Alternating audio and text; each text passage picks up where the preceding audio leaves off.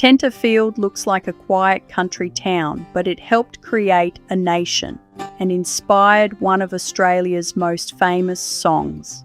Today, we're following the thread that ties it all together. The railway that built the town, Sir Henry Parkes's push for federation, and the saddler whose grandson wrote that song.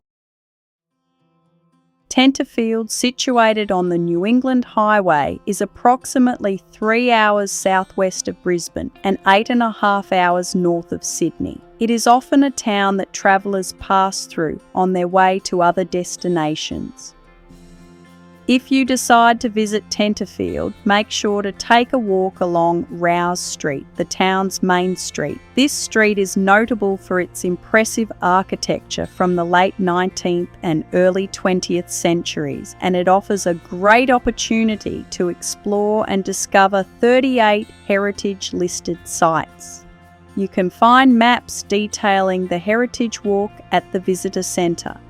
Among the heritage sites are the historic post office, established in 1881, as well as the courthouse and police station, which were built during the gold mining boom of the 1870s, and the Royal Hotel, which opened in 1851. Every building has a story to tell, reflecting the town's commitment to preserving its heritage. Many of these sites have stories that go beyond their architectural beauty, one of which can be found on Railway Avenue. The railway arrived in Tenterfield in 1886, and just 2 years later the line was extended to Woolnough on the Queensland border. For the first time, Sydney and Brisbane were connected by rail, with Tenterfield sitting right at the heart of the journey. This magnificent station served the district for just over a century. The last scheduled passenger train departed on November 25, 1988, bringing an important chapter of Tenterfield's history to a close. At the time it was built, the station was described as one of the most extensive and handsome buildings on the Northern Line. The station officially closed the following year, and then something rather extraordinary happened. Almost nothing. The building, its offices, and much of its equipment were simply left as they were. Today, thanks to the dedicated volunteers of the Railway Preservation Society, the station operates as a museum. What you're seeing isn't a recreation, it's a genuine time capsule, preserved much as it was when the last trains stopped running.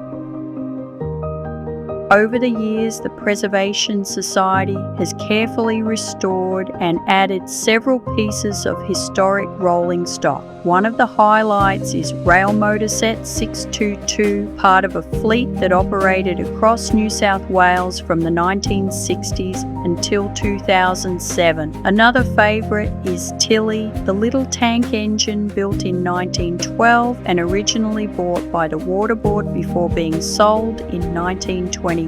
Tilly then spent nearly 50 years working tirelessly in a gravel pit before finding a permanent home here. Standing in the locomotive cab, it's hard not to admire the people who work these machines every day. It certainly doesn't look like the most comfortable workplace, especially during the heat of summer or the cold of winter. Nearby, another shed tells the story of the railway workers themselves. Inside is an impressive collection of maintenance equipment, from simple two-man hand trolleys to larger engine-powered vehicles capable of carrying entire work crews and their tools along the tracks.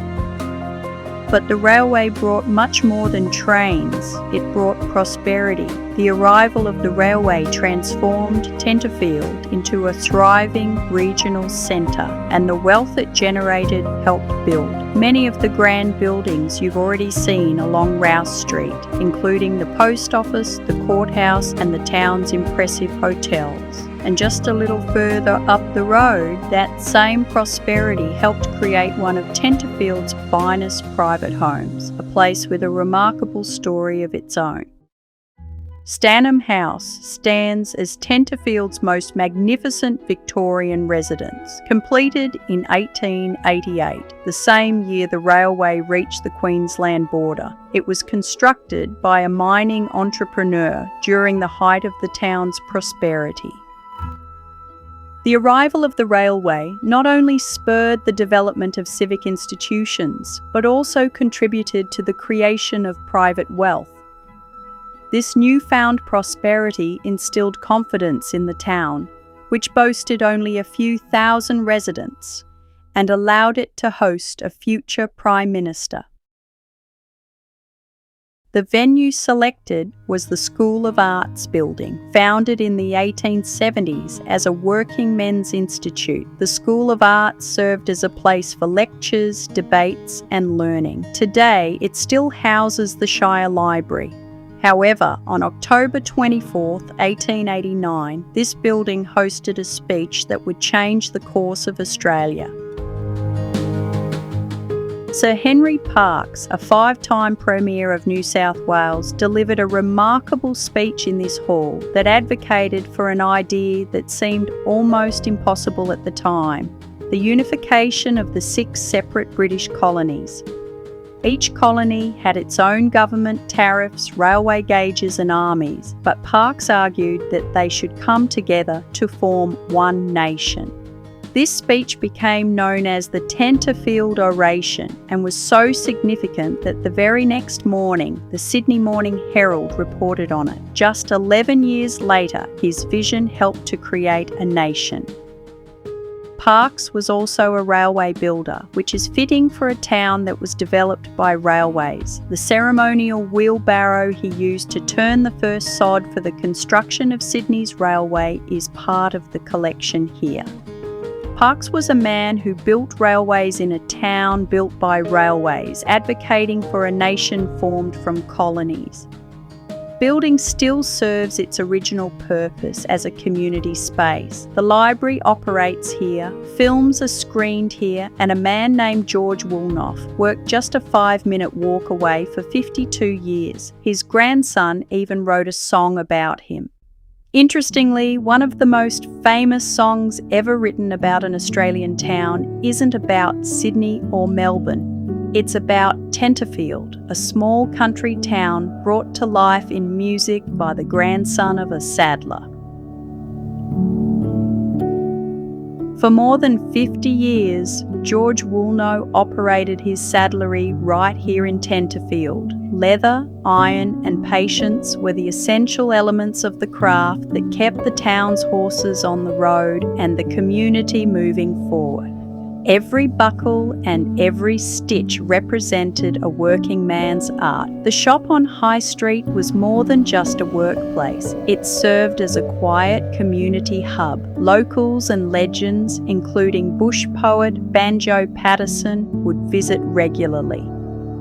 Today, the Tenterfield Saddlery stands as a museum that not only showcases the work of a saddler, but also highlights a different kind of legacy. George Woolnough's grandson, Peter Allen, who found inspiration for his hit musical in his grandfather's life. The song that meant the most to Peter was about his grandfather and the town that shaped him, Tenterfield Saddler. This is a story of family, craft and music all woven together in a small Australian town. Many people drive through Tenterfield and see it as a quiet country town. However, we're glad we decided to stop. Located on the New England Highway, Tenterfield is significant in shaping Australia's identity. The Saddler still stands and the railway station remains intact, preserving its historic charm. Despite the rain during our visit, we were happy to explore Tenterfield. It's worth stopping not just for the Saddler story, but for the town's rich history as well.